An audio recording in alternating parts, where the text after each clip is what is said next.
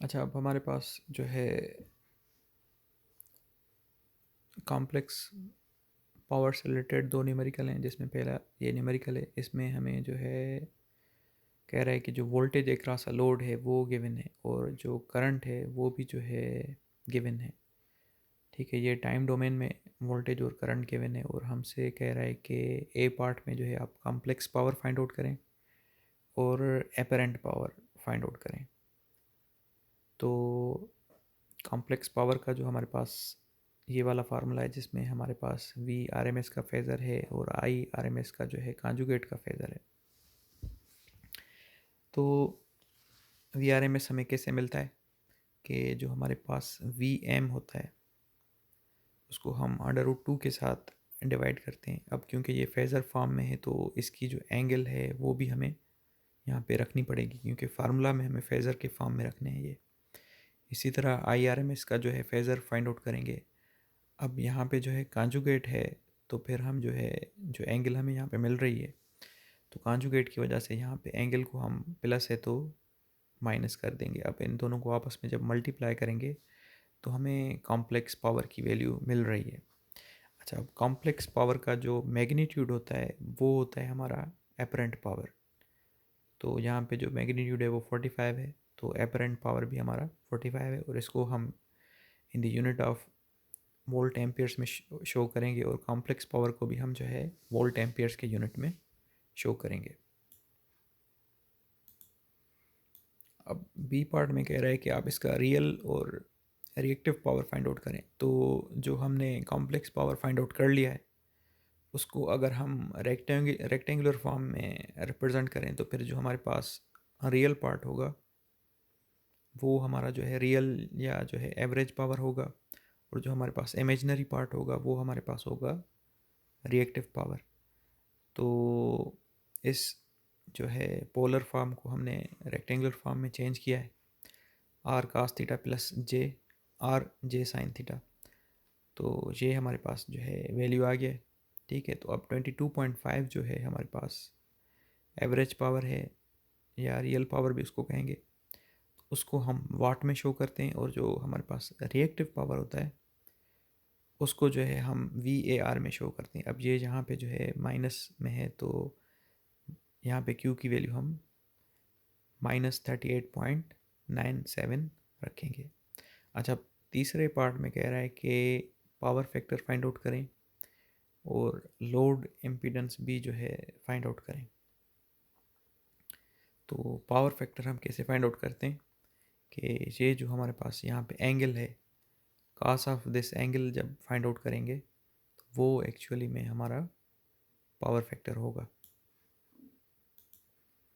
तो ये यहाँ पे हम cos ऑफ -60 फाइंड आउट कर रहे हैं जो कि 0.5 है। अच्छा, लीडिंग और लेगिंग का पता हमें इस साइन से चलेगा। अगर साइन नेगेटिव है तो हम कहेंगे पावर फैक्टर जो है लीडिंग है और साइन अगर पॉजिटिव है तो पावर फैक्टर जो है हम कहेंगे लेगिंग है। और हमें कह रहा है कि जो लोड है एक्चुअल जिसको हम ये वोल्टेज और करंट दे रहे हैं, मतलब वोल्टेज दे रहे हैं और करंट उसमें से पास हो रहा है, तो वो लोड क्या है। तो लोड फाइंड आउट करने के लिए हम जो है V ओवर I के जो वोल्टेज है उसका फेज़र, उसको अगर हम करंट के फेज़र से डिवाइड करेंगे तो हमें लोड का पता चल जाएगा। तो 40 विद द एंगल ऑफ -60 हमारा लोड है। और यहाँ पे भी जो है ये जो सिंबल है माइनस, इससे पता चल रहा है कि हमारे पास जो सर्किट है वो उसमें जो इम्पीडेंस है वो कैपेसिटिव इम्पीडेंस है। इसी वजह से जो है हमारा करंट लीड कर रहा है, तो हम कह रहे हैं कि पावर फैक्टर भी जो है लीड कर रहा है। और यहाँ पे ये देखें कि जो यहाँ पे -60 आया है वही जो है यहाँ पे भी जो है -60 ही आया है। तो पावर ट्रायंगल में और हमने इम्पीडेंस ट्रायंगल में देखा था कि दोनों की जो एंगल होगी, पावर फैक्टर की एंगल और हमारे पास जो इम्पीडेंस की जो एंगल होगी वो दोनों सेम होगी, तो वो यहाँ पे है। अच्छा, अब इस न्यूमेरिकल में हमारे पास एक लोड है जो कि इतना जो है 12 किलो वोल्ट एम्पियर इतना जो है एपरेंट पावर है उसमें एब्जॉर्ब हो रहा है। और जो पावर फैक्टर है वो हमें गिवन है कि 0.856 है, और ये भी बताया गया है कि जो पावर फैक्टर है वो लैगिंग है, कि इसका मतलब जो हमारे पास एंगल होगी वो पॉजिटिव होगी। और उसके अलावा हमें वोल्टेज भी जो है गिवन है, करंट यहाँ पे नहीं गिवन है। तो अब हमें कह रहा है कि कैलकुलेट करें एवरेज एंड रिएक्टिव पावर्स। ठीक है, तो एवरेज पावर होता है हमारे पास P और रिएक्टिव पावर होता है हमारे पास Q। अच्छा, अब ये कह रहा है कि जो चीज़ हमें गिवन है वो है पावर फैक्टर। पावर फैक्टर बराबर होता है cos ऑफ थीटा के, और उसकी वैल्यू हमें गिवन है। तो अब यहाँ से अगर हम थीटा की वैल्यू निकालना चाहें तो क्या हो जाएगा, cos इनवर्स ऑफ 0.856 जो कि 31.13 है। तो ये एंगल हम पॉजिटिव ही रखेंगे, क्योंकि यहाँ पे ये कह रहा है कि हमारे पास पावर फैक्टर लैगिंग में है। तो अब इस क्वेश्चन में से एपरेंट पावर भी हमें गिवन है, वो है हमारा 12,000 वोल्ट एम्पियर्स। तो जो P होती है एवरेज पावर, या जो रियल पावर भी जिसको कहते हैं, वो हमारे पास बराबर होती है apparent power into cos theta. या ये कह लें कि एवरेज पावर जो बराबर होती है वो apparent power into power factor के बराबर होती है। तो एपरेंट पावर हमें ऑलरेडी गिवन है 12,000 है, और जो पावर फैक्टर है वो भी गिवन है क्वेश्चन में। एपरेंट पावर भी गिवन है, पावर फैक्टर भी गिवन है, इसको हम मल्टीप्लाई करेंगे तो हमें एवरेज पावर मिल जाएगा। बाकी जो हमारे पास रिएक्टिव पावर होता है वो बराबर होता है apparent power into sine of theta. यहाँ पे पावर फैक्टर नहीं है, तो एस की वैल्यू हमने रखी है, और साइन थीटा जब हमने, अच्छा यहाँ पे थीटा इसीलिए हमने यहाँ पे फाइंड आउट की थी पहले, क्योंकि हमें यहाँ पे काम आ रही है, क्योंकि जब हम sine of theta find out करेंगे तो थीटा चाहिए। तो थीटा की वैल्यू हमारे पास आ गई है 31.13 डिग्री। वो जब हमने पुट की तो साइन का वैल्यू भी आ गया, साइन थीटा का वैल्यू भी आ गया। तो फिर हमारे पास जो है रिएक्टिव पावर, जिसको हम यहाँ पे शो कर रहे हैं 6.204 किलो वोल्ट एम्पियर्स। अच्छा, मेरे ख्याल से जो है यहाँ पे जो है VAR होना चाहिए था, KVAR, क्योंकि ये रिएक्टिव पावर है तो उसका जो हम यूनिट हम लिखते हैं VAR।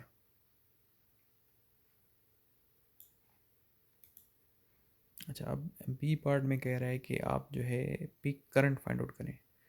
तो अब यहाँ पे इस सिचुएशन में हमें अगर करंट फाइंड आउट करना है किसी भी जो है फॉर्म में, फिर बाद में जो है पीक पावर, पीक करंट में भी जो है हमें उसको रिप्रेजेंट करना है। तो अब पी और क्यू अगर हमने फाइंड आउट कर लिया है तो ये हो गया हमारा कॉम्प्लेक्स पावर, और वोल्टेज भी गिवन है। तो पावर पावर भी जो है हमारे पास है, वोल्टेज भी है।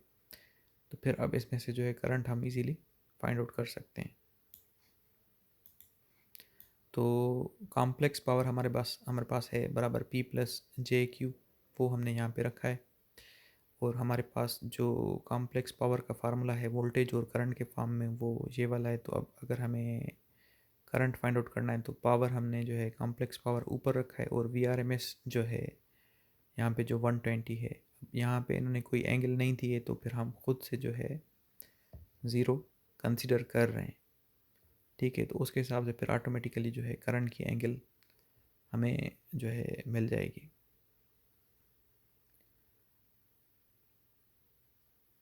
अब यहाँ पे जो है जब ये जो है दो कॉम्प्लेक्स नंबर्स हम सॉल्व करेंगे तो हमें ये जो है करंट की वैल्यू मिल गई है। अच्छा, लेकिन जो अभी हमने यहाँ पे करंट फाइंड आउट किया है वो कॉन्जुगेट के फॉर्म में, तो फिर हम जो है इसकी एंगल पॉजिटिव से जब नेगेटिव करेंगे तो वो हमारे पास फिर कॉन्जुगेट यहाँ पे ख़त्म हो जाएगा। तो सिंपली हमें IRMS फेज़र के फॉर्म में जो है मिल जाएगी 100 विद द एंगल ऑफ -31.13। तो अब इसमें जो है पीक करंट हमें इसमें से जो है निकालना है। तो क्योंकि ये जो है आई आर एम एस है, तो आई आर एम एस बराबर होता है I M divided by under root two. तो वो अंडर रूट टू हम यहाँ पे इधर दूसरी साइड पे लेके जाएंगे, तो फिर हमें सिंपली आई एम जो पीक करंट है वो मिलेगा, या करंट का जो मैग्नीट्यूड है वो मिलेगा। तो फिर हम जो है यहाँ पे 100 को अंडर रूट टू के साथ मल्टीप्लाई करेंगे तो 141.4 एम्पियर हमें मिल गया। और सी पार्ट में कह रहा है कि जो लोड है उसकी भी यहाँ पे वैल्यू गिवन नहीं थी, तो वो लोड भी जो है फाइंड आउट करें कि वो कितना है। तो लोड जो है हमारा रेशो है वी आर एम एस और आई आर एम एस का इन फेज़र फॉर्म। तो वो भी जो है हम अब हमारे पास दोनों हैं, आई आर एम एस भी है फेज़र के फॉर्म में और जो है वी आर एम एस भी है जो फेज़र के फॉर्म में। तो फिर दोनों को जब सॉल्व किया तो हमें इम्पीडेंस मिल गया। अच्छा, अब यहाँ पे जो है ये कह रहा है कि जो हमने कॉम्प्लेक्स पावर रखा था P प्लस जे क्यू, तो यहाँ पे हमने प्लस साइन इस वजह से रखी थी क्योंकि हमें क्वेश्चन में गिवन था कि जो पावर फैक्टर है वो लैगिंग है, तो इस वजह से यहाँ पे हम प्लस साइन रखेंगे।